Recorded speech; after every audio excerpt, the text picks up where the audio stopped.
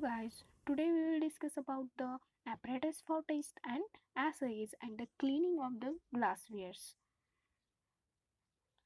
First of all, what is meant by the assay? This assay is an analysis done to determine the presence of a substances and the amount of that substances. Here is an assay is an investigative procedures for qualitatively assessing or the quantitatively measuring the presence or amount or functional activities of the target entities, that is the analytes. These analytes, which can be a drugs or biochemical substances or an organic samples. There are four types of the assays, which are chemical assays, immunoassays, microbiological assays and bioassays. Then the characteristics of a good assay methods are sensitivity, specificity, repeatability, reproducibility, validity and stability. The lab equipments which are used into the laboratories for an experimental purpose. First is the beaker. Beaker is a simple container used for the stirring, mixing and the heating of the liquids. This beaker is cylindrical in shape with flat bottom, which is available in the wide range of the size from the 1 milliliter up to the several liters. Then Erlenmeyer flask. This flask is a flat conical body in a cylindrical shape. It have narrow neck which keeps the contents from the spilling out. This flask is reduces to evaporative losses as compared to the beaker. Volumetric flask. Volumetric flask have flat bottom bowl with a long neck which is fitted with a stopper. Its neck has a single ring graduation mark. It is used to making the solution to known volume.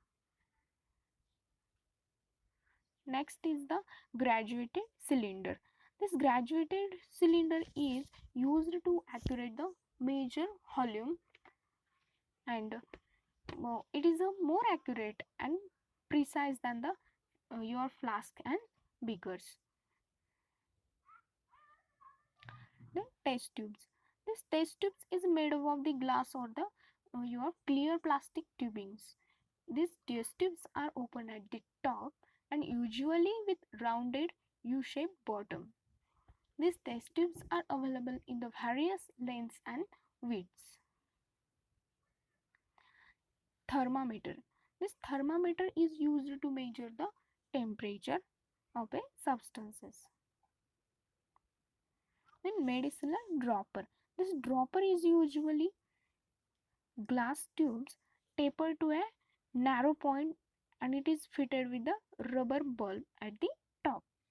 This is used to transfer the small quantities of the liquids.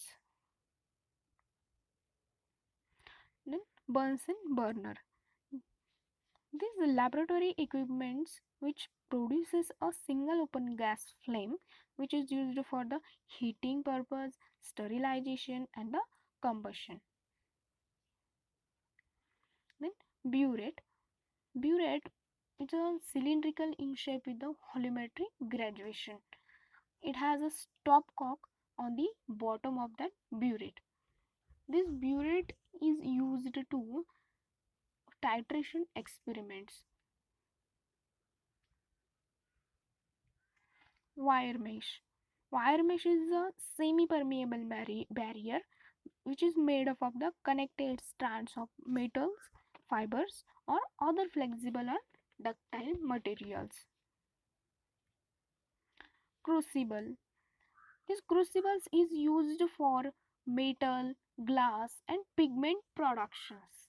This crucibles container that can withstand a temperatures high enough to melt or otherwise alter its contents. Mortar and pestle. Mortar and pestle is a tool which is used to crush, grind, and mix the solid substances. This pestle is a heavy, which is in a bat shaped object, the end of which is used for the crushing and grinding. The mortar is a bowl, typical made of the hard wood and ceramic or stone. Spot plates. These spot plates are ceramic plates with small wells or depressions built into it. These spot plates are used to perform the reactions on a very small amount of the materials.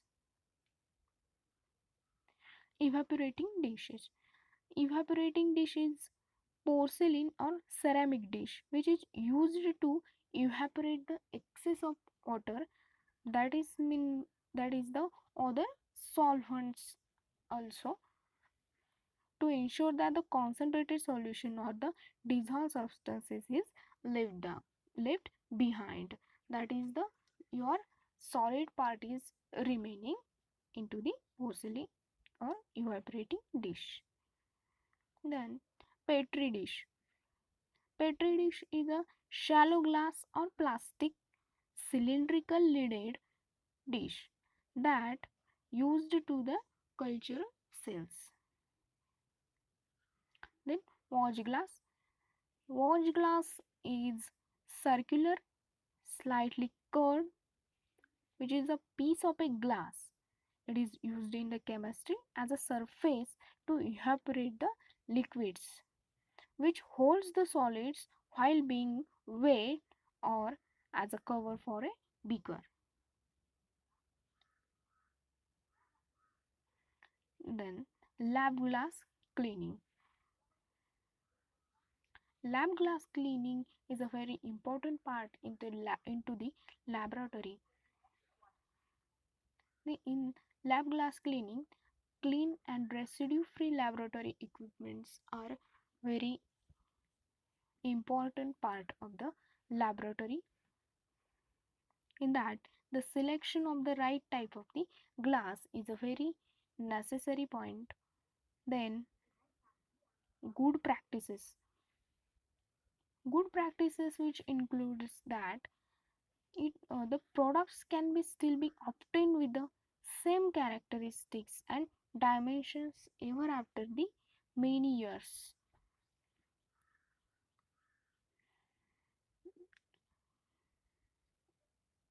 Good practices that is also included the why should attention be paid to conformity to standards also. In good practices, when selecting a glass items for use, uh, we need to check the glass items are not scratched, there is no scratch cracks on glasses. Their glass vessels should only be used when they are in flawless conditions. It is important for work under the pressure or at high temperatures. Then the cleaning methods. In cleaning methods, there are some advantages and disadvantages are there are here. Manual cleaning, greater risk of injury, slower and less economical when there are lots of items to be washed. Then it is a time consuming when the laboratory appliances have a complex geometry. Is a clearly quicker if only single laboratory glass items are being cleaned. Flexible in terms of the duration of cleaning and selection of the cleaning agents. These are some disadvantages of cleaning processes. Then cleaning in a washer or disinfectors reduce the breakage risk. It reduces the risk if injury.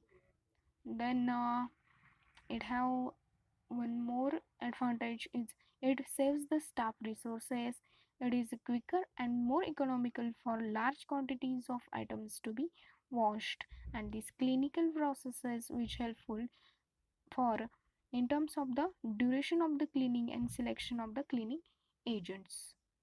That is, the cleaning process is very important into the laboratory purposes or in lab glass cleaning.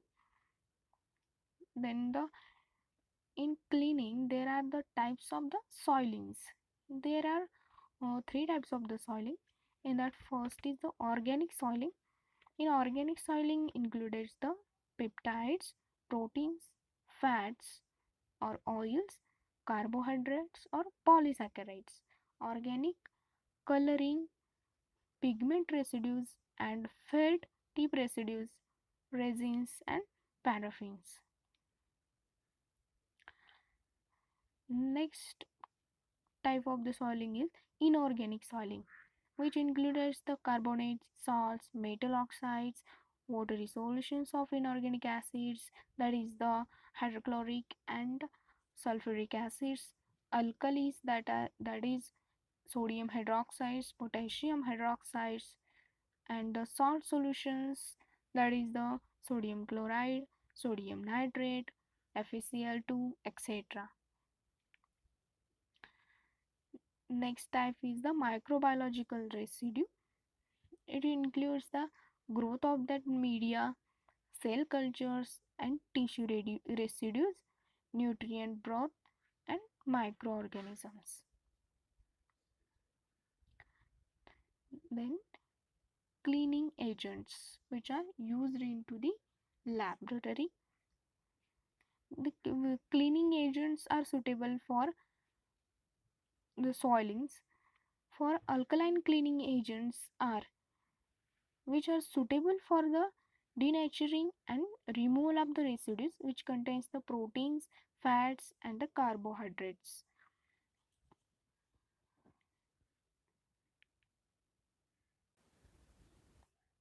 Acid cleaning agents which are used into the or effective against the inorganic salts, lime and other carbonates, and the bleaching agents which are helpful with the removal of paints and with disinfections.